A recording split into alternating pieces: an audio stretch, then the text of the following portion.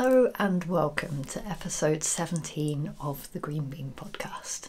My name is Katie and this is Jack, and we're recording in our studio in Devon in the southwest of England. And we're really glad you're here. It has been a long time since I've recorded, and I think because of that I've been feeling a little bit of stage fright this time. I spoke at the very beginning of starting this podcast. I talked about being afraid and nervous about putting myself out in the world, and to some extent I've got used to that in the year or so that I've been publishing episodes. But the longer I leave it between recording, the harder it seems to come back to it. And I think part of that is feeling a little bit overwhelmed by the amount of things I have to share with you. Which is a good thing, I guess. It's nice to feel like I've got lots to talk about, but also I just become unfamiliar, and all the things that are small obstacles get built up in my mind and feel like big obstacles, like putting up the studio lights or putting up the tripod, and I'll find any excuse. And actually, as I sit down to record this, it's 5 days since my calendar said sit down and record a podcast, so I've been doing some impressive avoidance. So yeah, it's good to be back and good to be challenging myself and my fear of doing this again. Obviously it helps having my cuddly little assistant sitting here in my lap. So what have I got coming up in this episode? It's been a really busy couple of months. Again, I feel like I say that every time, but since I last recorded I took a trip to Poland, which I've talked about on Instagram, and since then really I've been focused on getting myself ready for Yarndale. If you don't know, Yarndale is a kind of knitting, crochet, fibre arts trade show in the UK. It takes place in Skipton in Yorkshire, and it's my first show where I have a full stand to myself for a whole weekend. So I've really been spending a lot of time over the last several months in secret working on developing new products and projects, and I've got so much exciting stuff to share.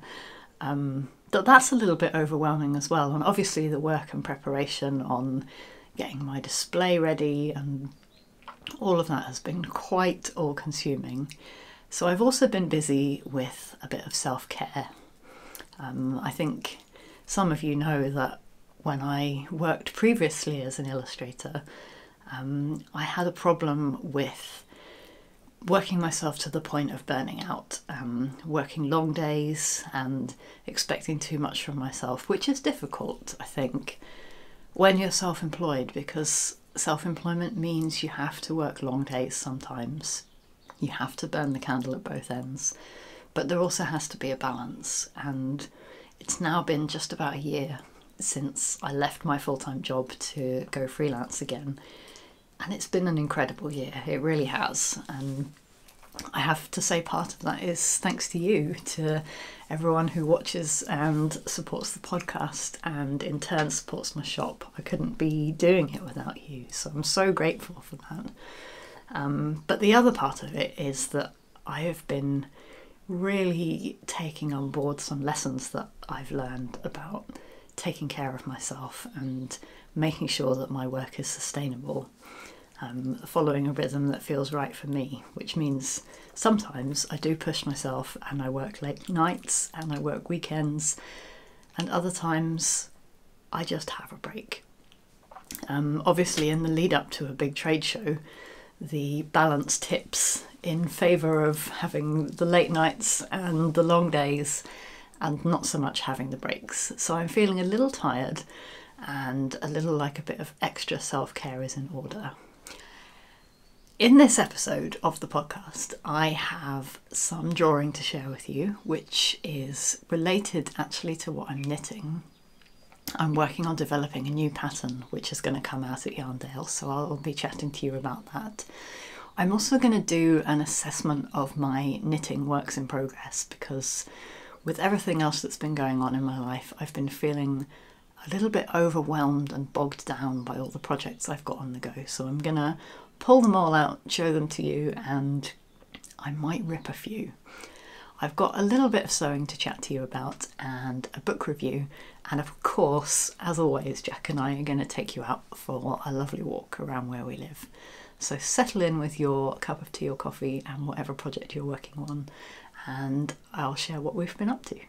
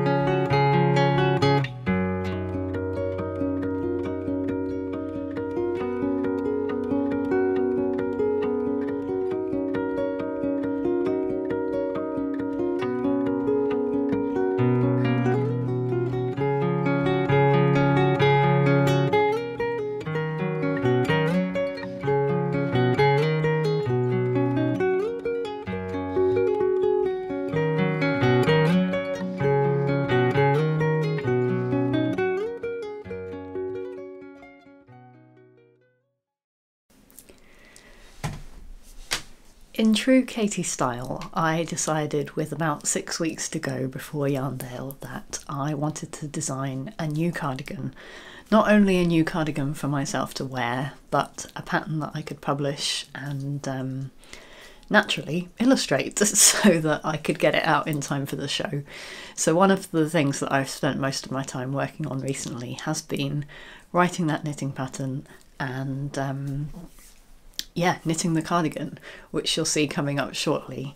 I'm now at the stage, thankfully, where the pattern's been edited by my dear friend Marina Skewer, and I'm just putting together the booklet. So I want it to have the feel of half knitting pattern, half comic, that it's got some illustrations in there that add value, I guess, to the pattern, that make it nice to look at and enjoyable to use, and over and above everything else, cute. So the concept for the pattern is, it's a v-neck cardigan, 2 different length options to sit on the hip or mid-thigh. It's knitted flat and seamed, which is my preferred way of constructing a garment, and it's got 2 patch pockets which feature dogs on it. This will all make sense a little more when I show you the cardigan in progress, I'm sure. But the main thing I wanted to feature was having lots of different options for dogs. So obviously the dog that I did the swatch of was my own dear little Jackson, and he's going to feature on my cardigan, but the pattern's going to include 9 different options for dogs, and within those 9 options you can customise them and you know, really make a dog that looks like your dog. So that's the plan, and at the moment I'm working on drawing the cover for that knitting pattern.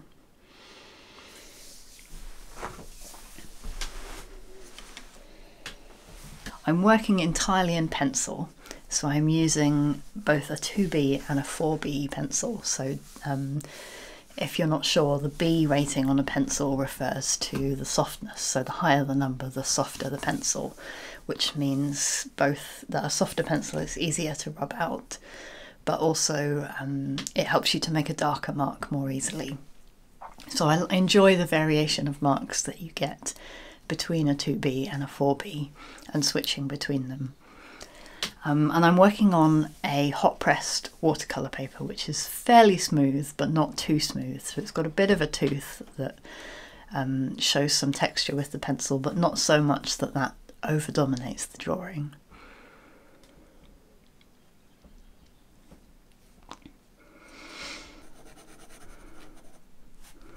With the dogs I've chosen to include, I've really tried to give a selection of different body shapes that really, I hope, will be adaptable to include most kinds of different dogs that you can think of, so people could follow the basic chart that's given in the pattern and change the colouring and come out with a dog that looks kind of like theirs. So who have I got here? I've got a Labrador, a Collie, a Spaniel, a French Bulldog, 2 Jack Russells, because I've got a little bit of a special place in my heart for the Jack Russells. I've got a Schnauzer, a Dachshund and a Greyhound. So it doesn't cover everybody, but it covers quite a lot of different body types. And when I was designing the charts, and also when I was starting to put this drawing together, I was looking at obviously a lot of reference photos of these kind of dogs to get an idea of their body shapes, the ones that I'm less familiar with. Obviously, I spend a lot of time looking at a certain Jack Russell and felt fairly confident drawing him, but I don't know my other dogs particularly well. So I've used a few reference photos for those. But at the end of the day, they are just like cartoony representations rather than trying to be really realistic. So I hope that they're recognisable breeds, but I'm not too worried if they're not accurate for the Kennel Club, that's for sure.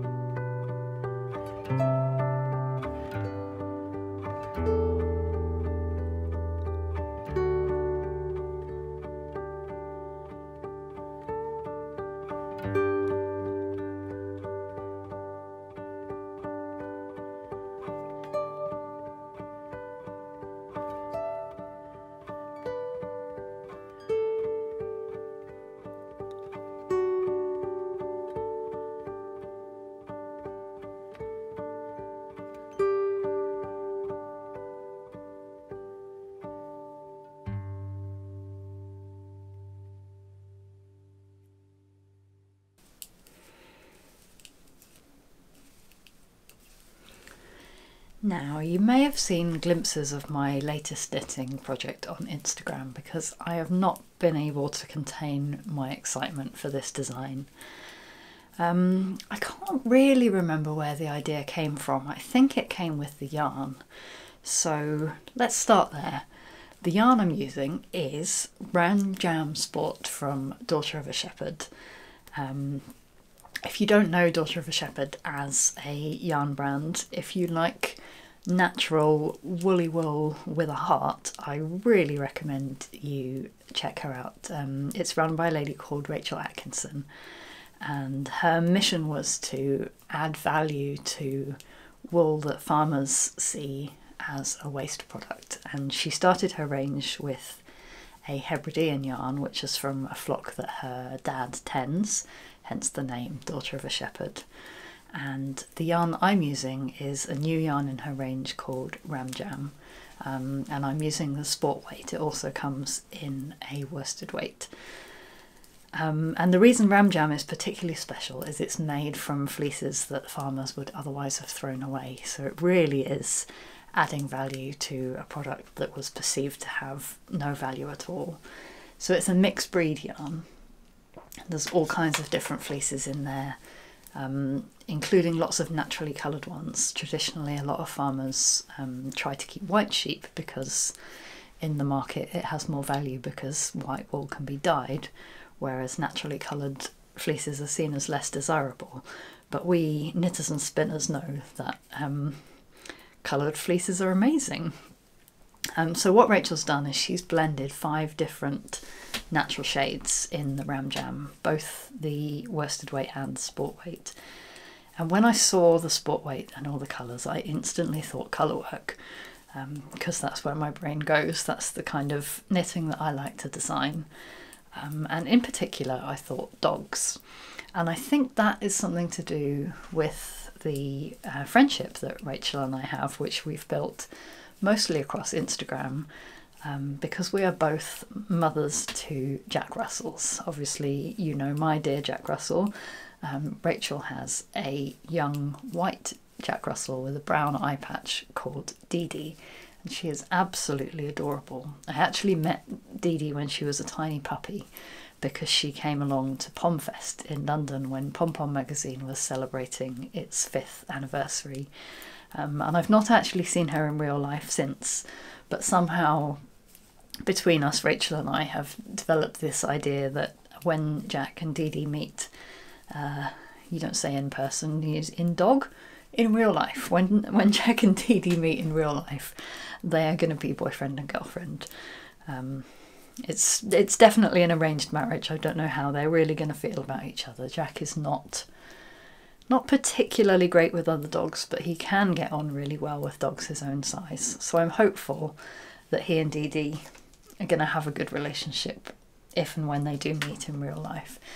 In the meantime, I proposed a design to Rachel that was based on our 2 lovely doggies, and I'll just show you the 2 swatches I made. So this is a swatch, obviously, of His Majesty, His Royal Greatness Jack, and this is a swatch of Rachel's Jack Russell Dee Dee. And once I had these made, I had the idea that they would make cute pockets for a cardigan, and so the concept for this cardigan was born. So what I did is I did a full design proposal with an illustration of what the finished cardigan would look like, and I sent it to Rachel. She very kindly offered me yarn support for the design, And then, me being me, I decided that I wanted to publish the design in time for Yarndale. So I not only gave myself the challenge of knitting a new cardigan to wear, but I also decided that I needed to write and illustrate and find a tech editor to turn around a pattern in a space of 6 weeks, as if I didn't already have enough things to do. So, all of my other knitting projects that have been, you know, hanging around for a while, they're just still hanging around because I've been focused on knitting this cardigan.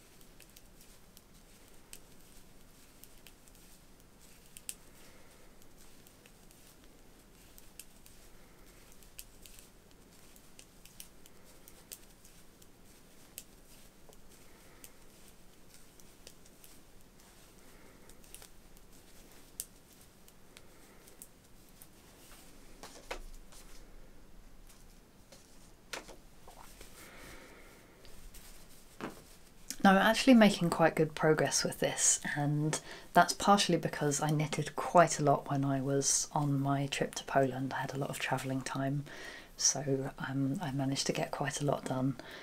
But also, it's knitting up surprisingly quickly. If you've been following me for a while, you know that I much prefer knitting garments in pieces than seamlessly, so I've enjoyed working in my preferred way, and the piece that you see me working on now is one of the front pieces of the cardigan. I've already finished the back and both of the sleeves, so really I'm making very pleasing progress. And I don't know about you if you're a person who knits garments in pieces, but I'm always disconcerted by how small the front pieces of a cardigan seem to be, because you add so much when you add the button band that it, like looking at it just on its own, this looks like a sleeve to me, and actually it's smaller than the sleeve, which is really bizarre. But I trust myself and I'm trusting my measurements that it's going to come out into a beautiful cardigan at the end of it, and hopefully one that I can wear in time for Yarndale.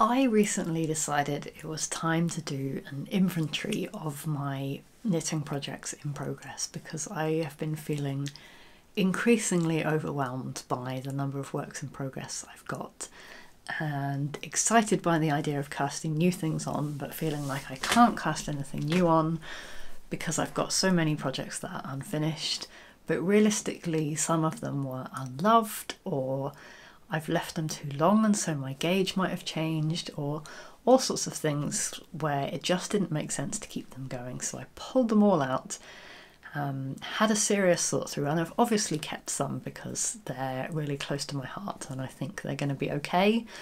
worth persevering with, but I've pulled out a few from the naughty corner and I thought it might be worth sharing and talk about the reasons why they haven't worked out for me.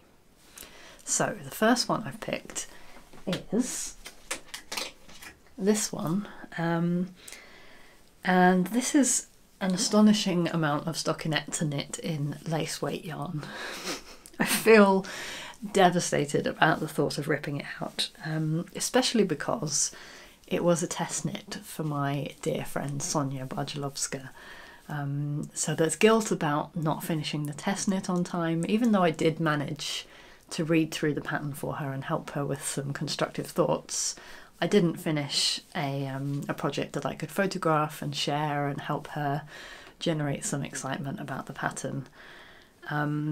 Frankly, it's something like a gauge of 42 stitches, so it's incredibly slow to knit, even though it's a nice, relaxing stockinette project. But it's been over a year, I think, since I was working on it, so I think if I was to go back to it, my gauge would probably have changed and I would have to start again. And I think the best thing to do at this point is to let the project go and come back to it in the future when I'm ready for it, maybe in a different colour.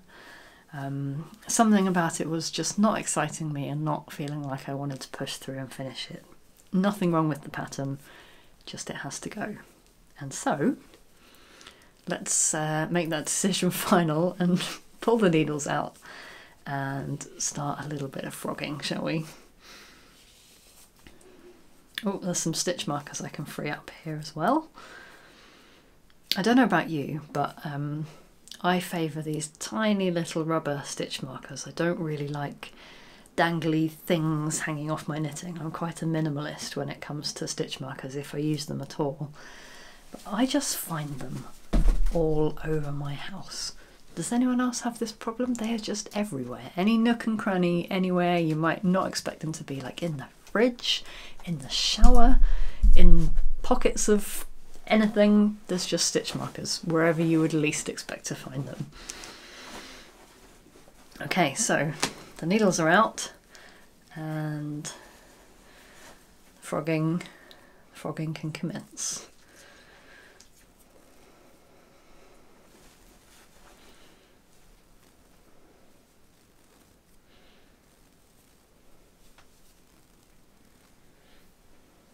The second project on the chopping block is unfortunately another test knit. I am a serial failure at being a test knitter. I'm not very good at knitting to a deadline, and I think to some extent having a deadline puts me off working on the project. I don't know what that's about.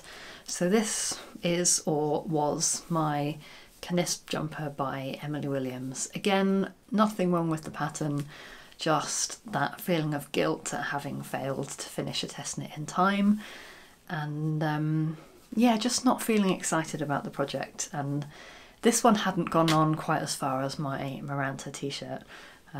These two little unravelled balls were as far as I'd got, so it's not a huge waste of time. I definitely do want to come back to making some kind of stripy jumper with these two yarns. I don't know if this pattern is the right one for me. And certainly having only knitted a few inches of it and having several other garments on the needles, it was just one of the obvious choices for me to clear the decks and make a bit of space for something else.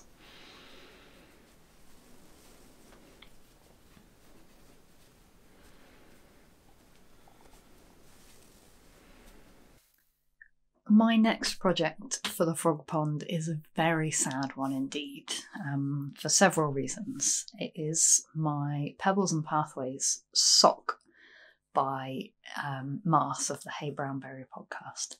I love this pattern, but I do not love this colour of yarn for it.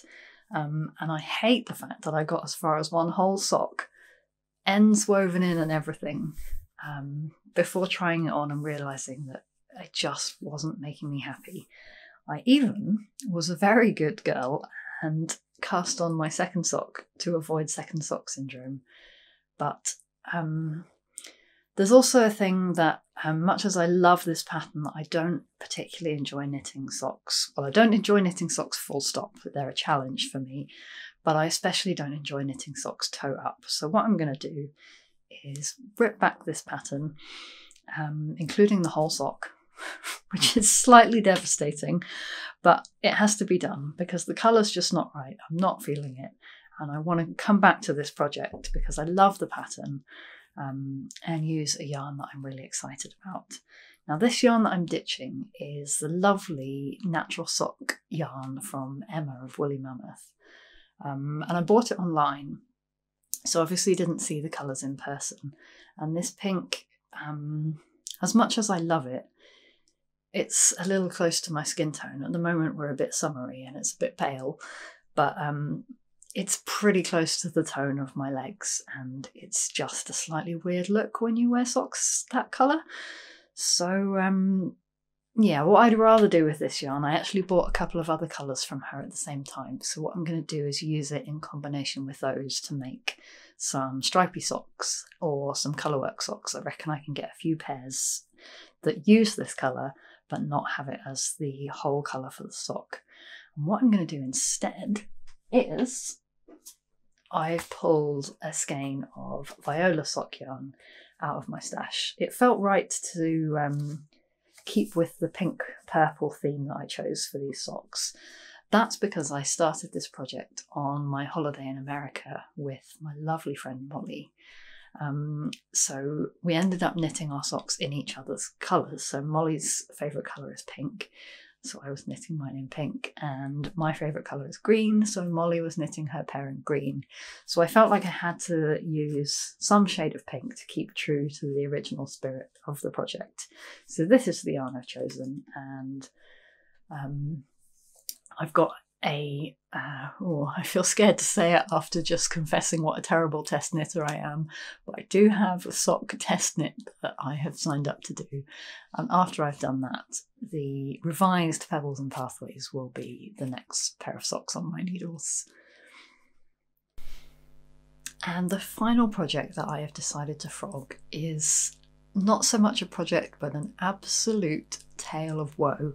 And it's so upsetting. I've just had it sitting around in the corner for over a year because I've been unable to cope with looking at it. And let me show you some things that will help you realise why. So here is a beautiful colourwork swatch. It is based on a children's cardigan designed by my friend Ella Austin. And as soon as I saw it, I knew that I wanted to convert it into a jumper for myself. So Ella's design features these gorgeous conifer trees and little hearts. The design is called Conifer, by the way, and it's available as a baby's and young children's cardigan. I knitted my swatch in Jamieson's of Shetland double knitting, and I'm just so obsessed with it that I can even remember what colours they are because I spent forever choosing them. So the pale green is called Laurel, and the dark green is called Fern. And I love what I did on this swatch. So there's a corrugated two-colour rib at the bottom, and at the edge I've done a I-cord in the dark colour, and I just think it's a lovely finish. So this was going to be the bottom hem of my jumper. This is where it gets heartbreaking. I have knitted the back of a jumper, and I don't know why I've stopped. So there's a, not sure you can see, there's a pink thread lifeline in here where I've started the raglan shaping. And then I've just put it on waste yarn. I think there's not been any neck shaping, it's just a straight edge at the top. I don't know why I put it on waste yarn, why I finished working. I don't know why I abandoned it having knitted this far. It's got my provisional cast on here for adding the I-cord at the bottom. Anyway, after I knitted this back piece, for some reason I put that to one side and I started knitting a sleeve. This sleeve is actually not on any needles, it's just loose in the bag, it's been abandoned. I think, based on looking at this, it looks like it's at a much larger gauge than the back of the jumper that I knitted. So I think probably what happened is I'd left it for too long and the gauge was just off. So there's that. Then we have another sleeve. This time I came to my senses and decided to knit the sleeve in the round. You know I prefer flat knitting, but for colour work, flat knitting really doesn't make sense. So I've knitted this sleeve in the round. Let's try it on. Yeah, fits pretty well. I'd be happy with that as a sleeve. Again, it's abandoned on a piece of waste yarn at the elbow and I have no idea why. And finally, it gets worse. We have a cast on for the jumper to be knitted as a top-down raglan in the round. So I'd obviously decided I was unsatisfied with all of these methods of construction that I'd tried before and given up and decided to start again. So I've cast on here and I've got multiple short rows at the back with raglan shaping. And when you look at it, you can see what's happened is that I've done that age-old thing and twisted the cast on. And I think at that point I was just livid with myself and livid with the entire project. That's when I stuffed it all in a bag and was like, I've had enough. I don't want to work on this anymore. Which is really sad because it's going to be such a gorgeous green jumper. But I think what has to happen at this stage is I have to realise that I am beyond rescuing any of these attempts. I need to frog the whole thing, give all the yarn a bath, reskein it, maybe give myself 6 months or so to recover from that process, and then re-swatch, redo the maths and visit the project again. I don't think there's any rescuing it as it is. I think I need to just give myself a blank slate in order to move on.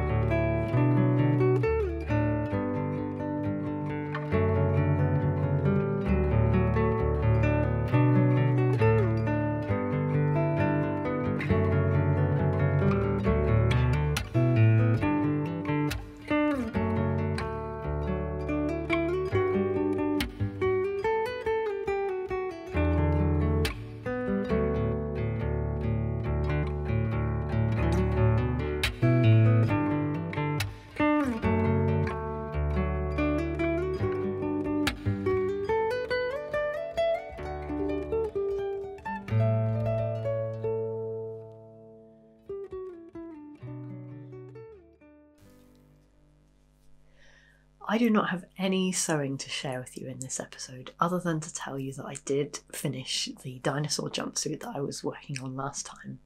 Some of you will already have seen it on Instagram, but I will pop a couple of photos in here because I honestly think it's the best thing I've ever made. I'm absolutely thrilled to bits with it for many reasons. Obviously, wearing trousers is a challenging thing for me in terms of the way that I feel about my body and certain triggers that I have of feelings that are difficult. So it always feels really empowering when I'm in the kind of mood when I can put on a pair of trousers. But I love jumpsuits because they're like an in-between step between trousers and a dress, I guess. But they also have that kind of childlike, playful feeling to them that just make me feel fun when I put it on. So add that to the fact that it's got dinosaurs on it and it just makes me so happy. So I've already got plans to make another one of those. I've bought some fabric that has kind of foliage, flowers, and some beetles on it. So I'm really looking forward to making another one of those jumpsuits in the near future. And I've also got on my mind that I'd like to make like an overalls dungaree dress. And I've got some corduroy fabric set aside for that. But at the moment, my sewing table, which is the kitchen table, is entirely covered and surrounded by paraphernalia for preparing for Yarndale. So there's no hope of clearing it and making space for sewing in the near future. If I get on top of my preparation for Yarndale, I'm really hoping that I might be able to give myself a couple of sewing days. It's actually my birthday coming up in the next week or so, and I can't think of any better way to spend my day than sewing myself a new dress or jumpsuit. So fingers crossed I can get ahead with my Yarndale prep and give myself some sewing time, but it might be something that has to wait until after the trade show. We'll see how it goes.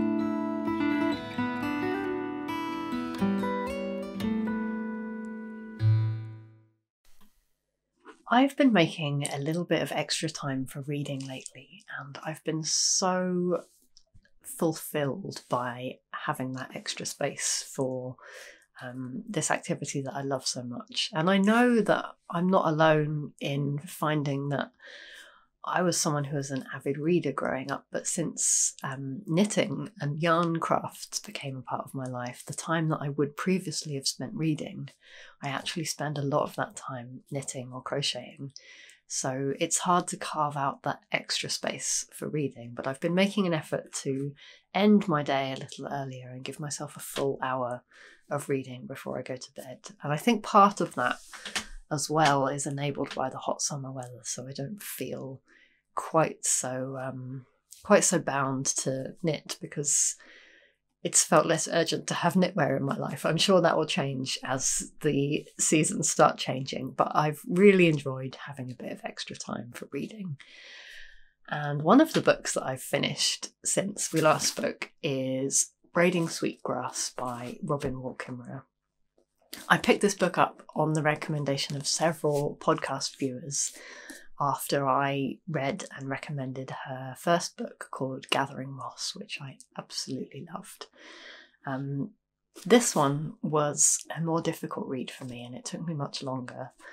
I don't know if that's because of the mood that I was in when reading it, but I was utterly unprepared for how emotional of a book it would be. So it is technically a book. The subtitle is Indigenous Wisdom, Scientific Knowledge and the Teaching of Plants. And what the book doesn't warn you about is that as an indigenous author, so much of the history of Indigenous peoples in America is woven into the narrative, and it's not a history that we're taught to any extent in this country, and I didn't really know anything about some of the horrendous events that were enacted by the British and the settlers in the United States against the native peoples, and I found it really hard to read and heartbreaking, and I had at times to set it aside to really absorb and take in those parts of the story. It was really profound and hard-hitting, and I appreciated that. But to a lot of extent, I found the book left me feeling despair and hopelessness about the state of the world and the reckless destruction of nature. I'm such a a lover of nature and the outdoors, and I feel personally very connected to it, but I'm aware that as a culture and a society, we're utterly disconnected, and that's why I'm drawn to reading this kind of book. But it also broke my heart, and I wasn't fully prepared for that. Then, as I was persevering and coming to the end of the book, it really took me by surprise and lifted me back up again and gave me an inkling of hope, along with a healthy dose of responsibility, which I think is the message the book was trying to get across. It really brought home the pointlessness of despair in the face of so many injustices that are going on around us all the time.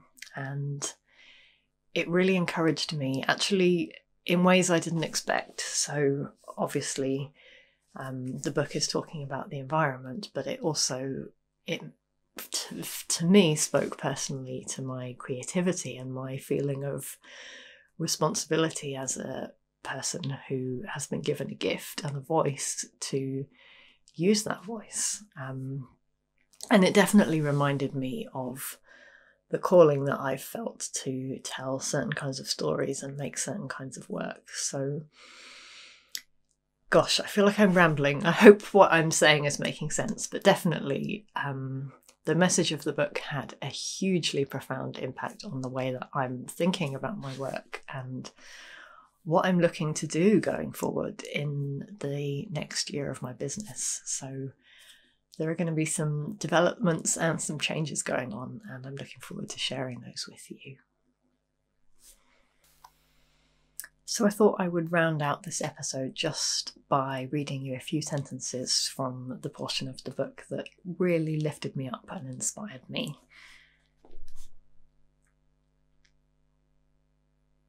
Until we can grieve for our planet, we cannot love it. Grieving is a sign of spiritual health. But it is not enough to weep for our lost landscapes. We have to put our hands in the earth to make ourselves whole again. Even a wounded world is feeding us.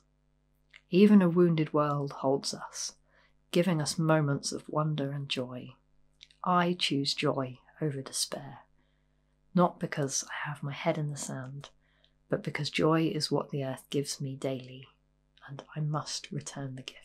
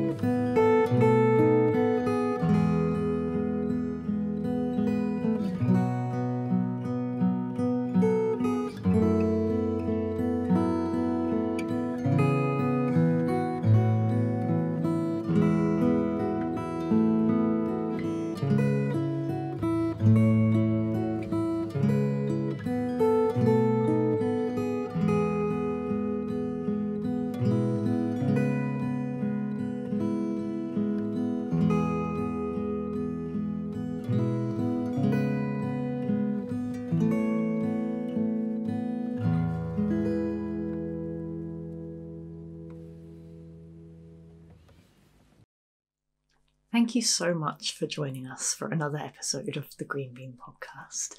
I hope you've enjoyed hearing what we've been up to, and I'm really hoping that I might get to see some of you and meet you in person at Yarndale. Please, if you're there, do not be afraid to come up and say hello. If you're shy, I promise I'm equally as shy, even if I don't come across like that. I can do a good job of putting a face on it, but just please don't be afraid to come up and say hello. I would be thrilled to meet you. Before we go, I've got a couple of practical things to share. So obviously for Yarndale, I'm going to be going away, and actually my partner and Jack and I are staying up north to have a couple of weeks holiday after the big show, and I cannot wait. So this is just a little heads up that my shop is going to be closing for a couple of weeks at the beginning of October. In fact, probably I'm going to close it from my birthday, which is next week, and to give myself a nice little break running into the autumn. There will be lots of new products coming up, and the best way to keep ahead of what they're going to be and when they're coming is to follow us on Instagram at Katie Greenbean and to sign up to my newsletter, and the link and all the details for the podcast are in the box below. The update for the shop, which will contain all of the things that are launching at Yarndale, so they're not just available at the show, but they're going to be available in my shop for the autumn as well. It will be sometime in mid-October, and I will announce that date in a newsletter closer to the time when I know when it's going to be. Jack would like to say his goodbyes already. I'm nearly done, Jack. Finally, if you want to support the podcast, we have a Patreon where you can sign up and make a financial pledge month by month to help me keep the podcast going, and in return I make extra episodes and vlogs and share various bits and pieces with patrons there. So I hope you'll consider joining us over there. And until next time, you can, if you wish, come and hang out in our brand new Ravelry group. I'm really glad that Ravelry has opened up the possibility for starting new groups after the slightly tumultuous times earlier in the year. So I'm showing my support for Ravelry and their policies by opening up a group there, and hoping that those of you who use Ravelry will come and join us and meet fellow Green Bean podcast viewers in there. So I will see you at Yarndale, or I will see you next month after my holiday. Until then, take care, and thanks for watching. Bye!